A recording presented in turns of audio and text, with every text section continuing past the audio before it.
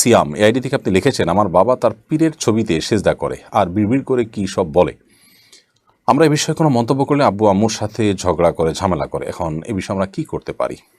দেখুন, আপনারা বলতে গেলে যদি ঝামেলা হয় তাহলে সেক্ষেত্রে আপনারা অন্য কাউকে দিয়ে বোঝান, অন্য কাউকে তার পেছনে দাওয়াতি কাজে লাগিয়ে দেন এবং বিভিন্নভাবে তাকে আপনারা ভিন্ন কোনো পরিবেশে নেওয়ার চেষ্টা করেন, কৌশলে, ঘোড়ার নাম দিয়ে অন্য কোনোভাবে সে কাজগুলো আপনারা করেন। এমনকি তিনি যদি আপনাদের সাথে রূঢ় আচরণও করেন, তারপরেও আপনারা বিনয়ের সাথে, বিনম্রতার সাথে আপনাদের কাজ অব্যাহত রাখেন যতটুকু সম্ভব, নিজেরা না পারলে অন্যদেরকে দিয়ে। নিশ্চয়ই কোনো পীরের ছবি যে সিজদা করা, এটা শিরক, তিনি শিরকে লিপ্ত হয়েছেন এবং এটি তার ঈমান হরণকারী একটি বিষয়।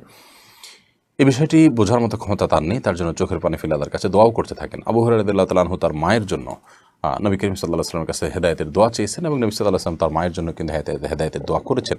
অতএব বাবা মা যখন বিপদগামী হয়, তাদের জন্য সন্তান হিসাবে আমরা যদি সর্বোচ্চ আন্তরিকতার সাথে, সর্বোচ্চ গুরুত্বের সাথে দোয়া করতে থাকি, আল্লাহ সুবহানাহু ওয়া তাআলার কাছে কায়মনোবাক্যে প্রার্থনা করতে থাকি, আল্লাহ সুবহানাহু ওয়া তাআলা হেদায়েত তাদেরকে দিতেও পারেন।